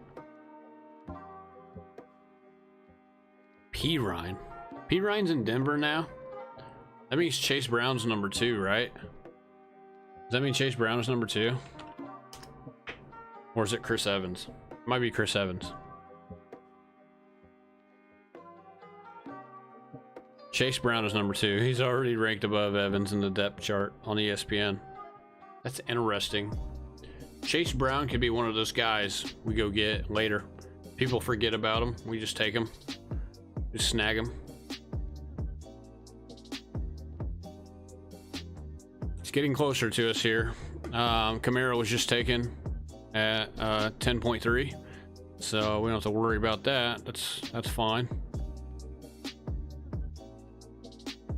Our receiver room is really good. JJ, Olave, London, and Jameson. And I know Jameson's going to miss 6 games, but it doesn't matter. I already got these guys in front of him. We will take Rodgers if he falls. Speaking of the devil, there he goes. We might go get Goff if he's there. Hopefully he falls to us. We'll take Goff, pair him with Jameson when he comes back.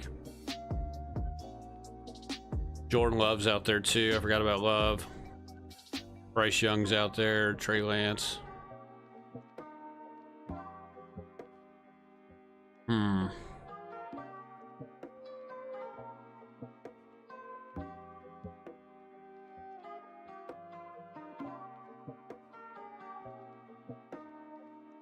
There goes Goff. We don't have to worry about that. Love might be the guy.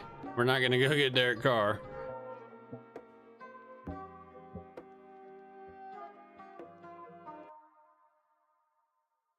There goes Herbert. We are up next. Gosh.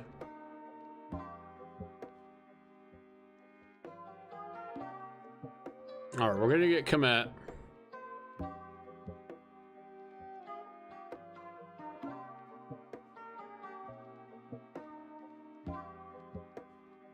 We'll take Komet right now.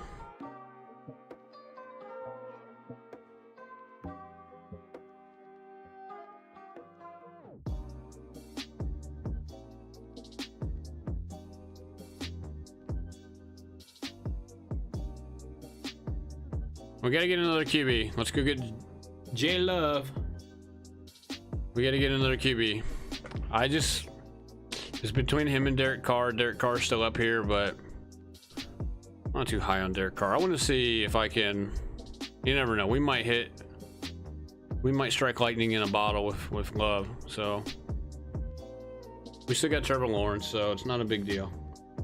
Not a big deal. We're looking pretty good, man.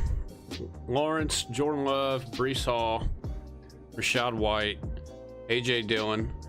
Receiver, we got Justin Jefferson, Chris Olave, Drake London, Jameson Williams, and now we got Evan Ingram and Cole Kmet at tight end. So it's a solid roster. Solid roster. I mean, it should be. We got a first overall pick, so should be.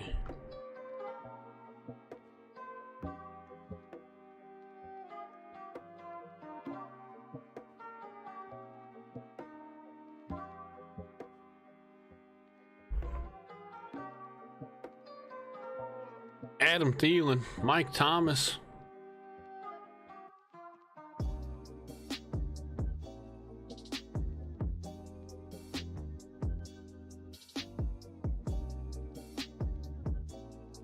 We're probably gonna end the stream after this draft. We still got 6 more picks, but like I said, we just went over our top 3. Well, not really top 3, but our first 3 sleepers for fantasy football this year, 2023. Once the stream is over, you can go back and check. I will probably make some content out of this in some form or fashion. A video, probably a video, a couple videos here, and then we'll do some short videos as well, some TikToks. Probably work on that after I end this stream, and tomorrow or Wednesday morning we will go over our next 3 guys. So for everybody out there who missed what we went over, that's what we went over. Like I said, there will be videos out there on YouTube, on Facebook, and we'll obviously make a couple of TikToks. But YouTube, Facebook will be where the videos will go. You can check them out over on those platforms. Once again, above me, right here, those are where I put my socials up on the stream, so that way you guys know where to find me.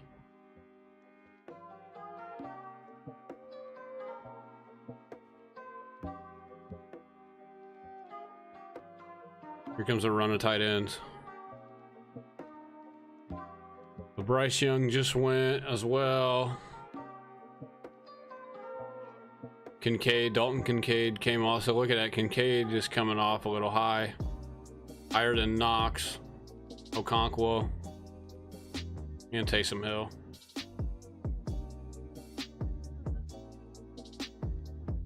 Tyler Algier still on the board. That's whoever's got Bijan, which is one of these guys, I believe. This guy right here, the guy that drafted Taysom Hill, he should have taken Algier. You got to handcuff those guys together in case one goes down, in case Bijan goes down this year. You got to handcuff it. See, and there he goes. There goes Algier. So that guy made a mistake, in my opinion. You got to handcuff those guys, especially considering this guy who drafted Taysom, he's only got 3 running backs. It's not like he's got a huge running back room already. All right, we're coming up. There goes Hyatt. We're coming up. We could use another QB. Stroud is out there. We might go get him. Stafford is also out there. We have 2 tight ends, 4 receivers. We could use another running back. Is there anybody out there worthwhile? I like this guy. I do want to go get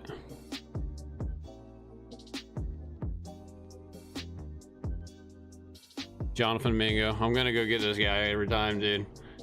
I'm gonna go get him every time. So we went and got Mingo. That guy is he's got a lot of upside in my opinion.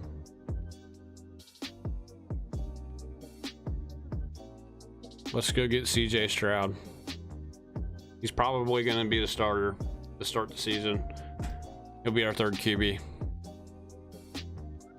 We'll fill another tight end spot. We'll fill another running back spot here shortly as well. We can wait on tight end. That's why I didn't go get tight end. Deluxe, I like him a lot. We could have taken him, but Everett's still down the board here.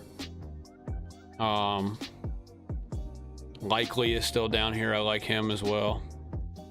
I even like Sam Laporta a little bit too. We can wait on tight end. We already got two. We can wait on another one. Tight ends,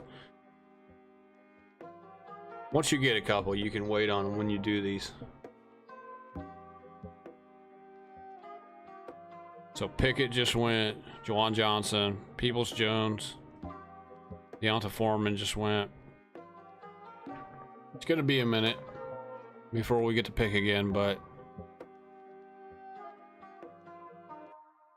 Mingo's ADP is 180 now, actually. So I took him a little early. I took him a little early yesterday. Yesterday, he didn't even have an ADP. So we didn't know what his ADP was. So we were just taking him before somebody snagged him. But see, I like Mingo over a lot of these guys that are ahead of him. Shaheed could be obviously a better pick. I don't mind Shaheed. Some of these other guys down here, and we're down here close to the 180 ADP. We're not far off. So it was a little bit of a reach, but I think it'll be okay. It'll be okay considering we already got 4 receivers in front of him. It's not a big deal in my opinion.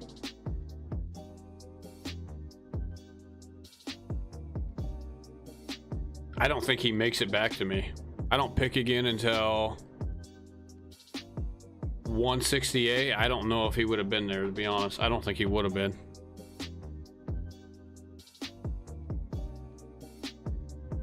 I wonder what Kendre Miller is. I wonder if he's still injured or what the deal is with him. I need to look real quick. There goes Rice, the guy from KC, 155. We were also thinking about him. He went pretty early too. What's his ADP? Rice's ADP is 184, so, and he just went 155, so those guys' ADP is going to come down thanks to people like me and other people.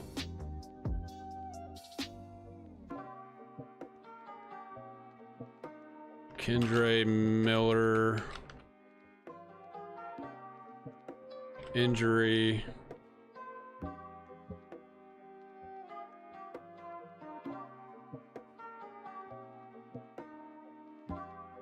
There goes Shaheed.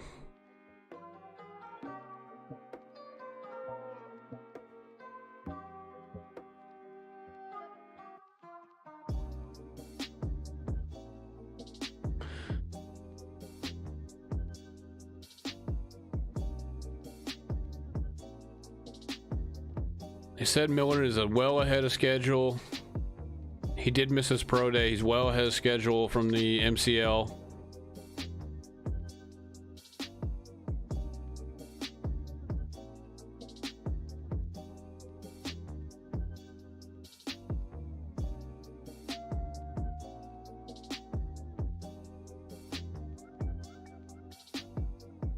He got hurt against the Michigan Wolverines in that college football playoff semifinal game.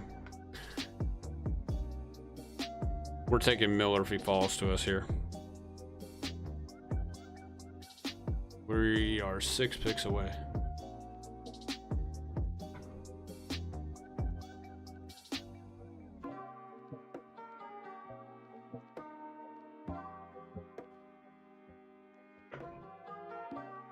Miller's going to be one of those guys that you need to look out for in Dynasty and Keeper League. He's one of those guys we need to look out for.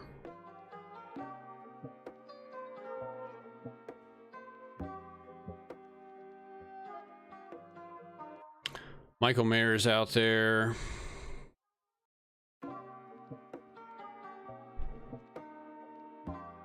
Michael Mayer might be starting tight end come week 1, to be honest. I think he is. That's why they went out and got him. They got Austin Hooper as tight end 1. So, and then Michael Mayer's 2. That's interesting.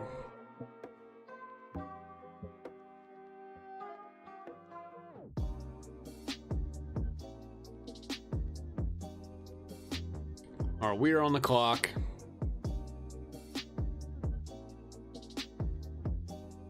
We're getting Miller at some value here. His ADP is 160. We're getting him at 168. So we're going to take him. And we are going to go... I like Chase Brown. We can wait on him.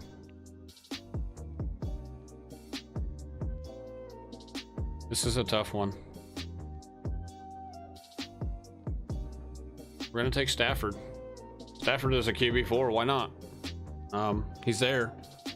I'd not taken Jimmy G. I think Stafford kind of fell a little further than he should have. Sam Howell's 28. Purdy and Jones, Ritter above. Yeah. Listen, I know I was talking crap about Stafford and his injury and everything, but I got him as QB4. Okay, we're not talking. He's a good QB4 to have. I still think this could be his last year in the league, but don't go draft him in like inside of round 10. But I just got him right here at the beginning of round 15, which is pretty crazy in my opinion.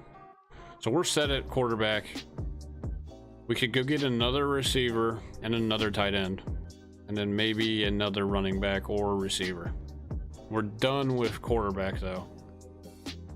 We're probably done with receiver once we get one more, and we might go get Chase Brown. I like Chase Brown, rookie out of Illinois. He's in Cincinnati now. Hopefully one of these guys don't snag him. He could be the starter. He could be the starter. We don't know. We don't know what's going on with Joe Mixon. This guy's number 2 on the depth chart already. Chase Brown. This guy was a beast at Illinois. So he's a smaller type of back. He's not small. He's 5'11", 205. So he's like kind of like Christian McCaffrey, although he's just not as, and he plays kind of like Christian McCaffrey too, but he's not Christian McCaffrey, obviously. He's not quite that good, but he'll be catching quite a few balls out of the backfield, I think, for, you know, coming from Burrow. And obviously it just depends on what happens to Mixon. If Mixon gets kicked off the team or something, I don't know. Or if he gets suspended, misses some games, you know. I mean, this guy's not going to go win you a league, but he can produce if time is missed by Mixon, in my opinion. Well, there he goes. He just went at the end of round 15, so that's no longer an option. Probably going to go likely if he falls this far. And then looking for a running back. We could take a chance on Kareem Hunt. Or we could go Michael Carter. We'd probably go Michael Carter. We'll handcuff Michael Carter because we have Breece Hall. We'll handcuff those guys together in case one goes down. That's the smart thing to do. No doubt in my mind we will get Michael Carter. I don't know if we'll get likely. This guy only has 1 tight end. These 2 guys have 2. There's a chance likely gets snagged right before we get him.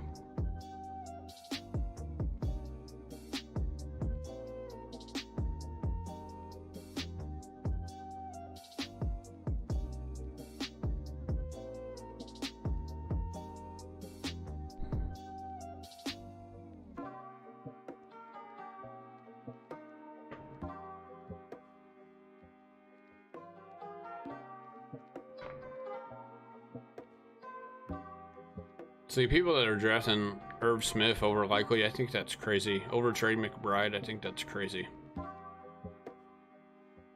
I'm surprised they didn't go out and get a tight end in the draft, honestly. Maybe they did, maybe they didn't. I know they didn't get one of the good ones.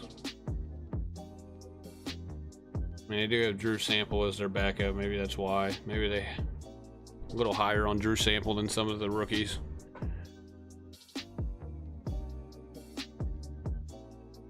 It looks like Carter and Likely are both going to fall to us.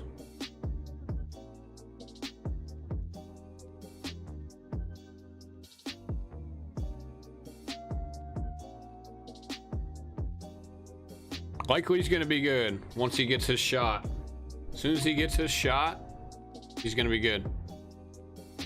This guy ran out of time, so he took Palmer.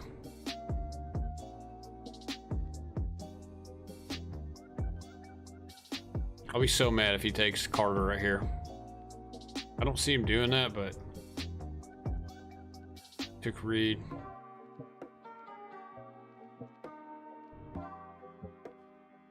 Michael Carter, Isaiah Likely, there they are. So we handcuffed Carter, Breece Hall together. That's good. This is a good team in my opinion. Very good. I like this one better than the other two. I don't like that I'm all in on... Listen, we're going to get Joe Burrow at some point. We're going to get Joe Burrow, Patrick Mahomes at some point. Obviously, we could have potentially got him here. But really getting those guys, you got to have like pick number, pick 7, 8, 9, 10. Really, if you're looking to get those guys in the second, if you want them in the second round.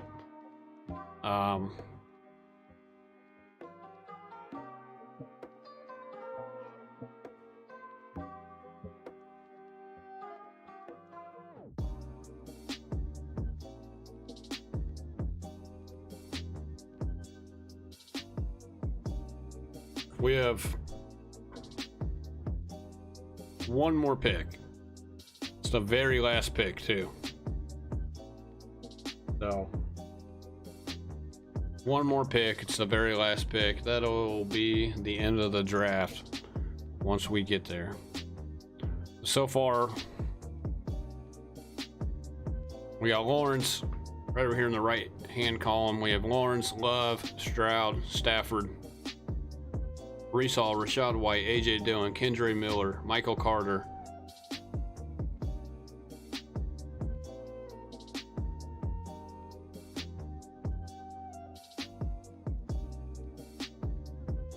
Wide receiver, we got Justin Jefferson, Chris Olave, Drake London, Jameson Williams, Jonathan Mingo.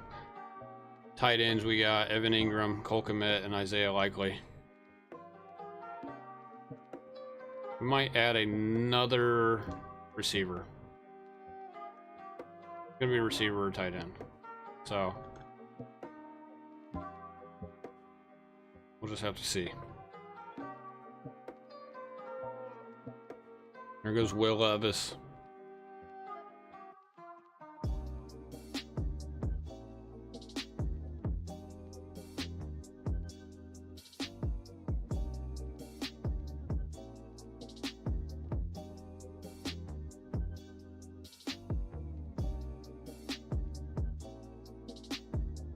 I like this Terrace Marshall guy too. He's all the way down here.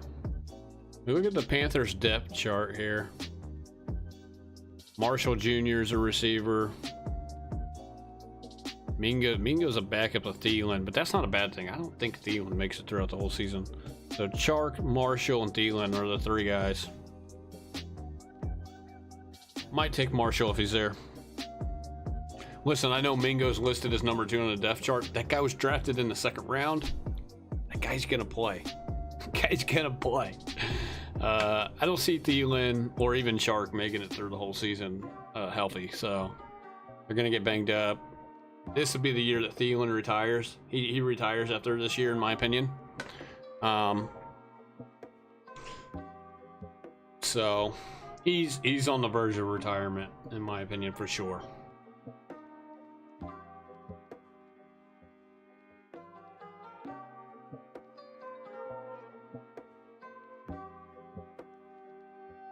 Our receiver didn't get taken, did he? No, he's still down here. Justin Ross down here is interesting as well. You just don't know with these Chiefs receivers, though. That's the thing. Sky Moore, Tony, and Scantling are the starters. Justin Ross is all the way down here in third string. They got Richie James, Rasheed Rice, and Justin Watson ahead of them, so can't go Justin Ross here.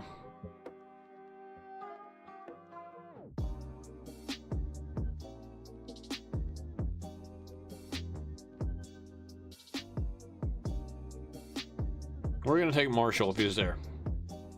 I like Marshall too. He's really good, very underrated. Bryce Young is gonna love him, in my opinion, when he gets to Carolina.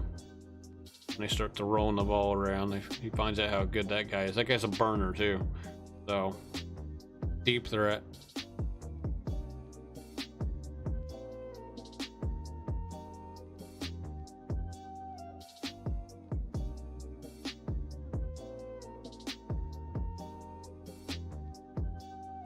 Looks like he's gonna fall to us.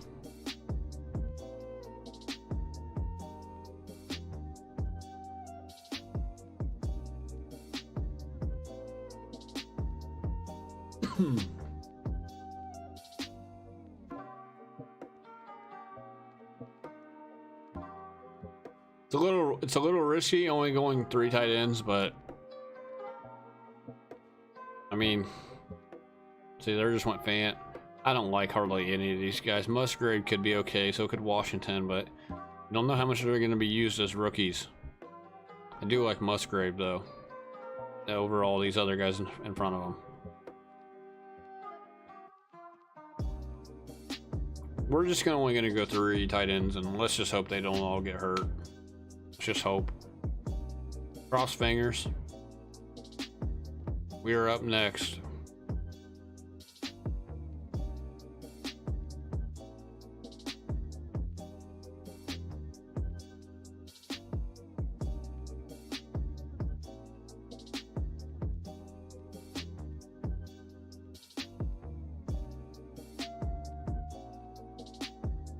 Duke Slayton. We're gonna go Terrace Marshall. And that is the draft, ladies and gentlemen. We have a really good team there, in my opinion. Here we are.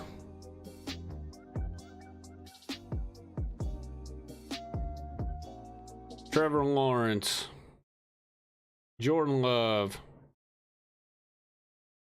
CJ Stroud, Matthew Stafford at quarterback, running back Breece Hall, Rashad White, AJ Dillon, Kendre Miller, Michael Carter. We handcuffed Hall and Carter together.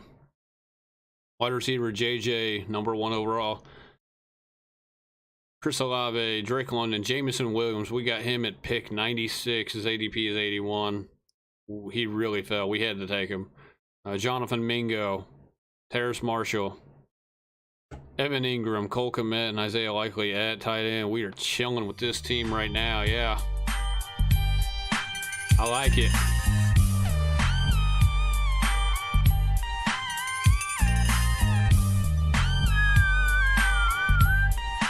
It's a good team. I like it. That's going to do it for us here today. Like I said, we went over our first 3 fantasy football sleepers for the 2023 season. If you missed that, go ahead and check that out. We will put some content out over those 3 guys. We will be going over those 3 guys, you know, in content down the road and content this week. So, and yeah, man, that's going to do it for this show. We will have 3 more guys on tomorrow or Wednesday morning. So, depends on how I feel here, you know, because I work nights. I'll be home in the morning from work. So, you will get in a nice little, 2-hour stream. This one's 2 hours, 10 minutes. So, yeah, man, we're going to go over 3 more. Then we'll go over 3 more on like Friday, going into the weekend, over our sleepers. And then after that, we'll be going over players to avoid going into next week. So, yeah, man, I hope you guys enjoyed the stream. And we will catch you guys in the next one. I am out of here. Peace. Catch you guys later.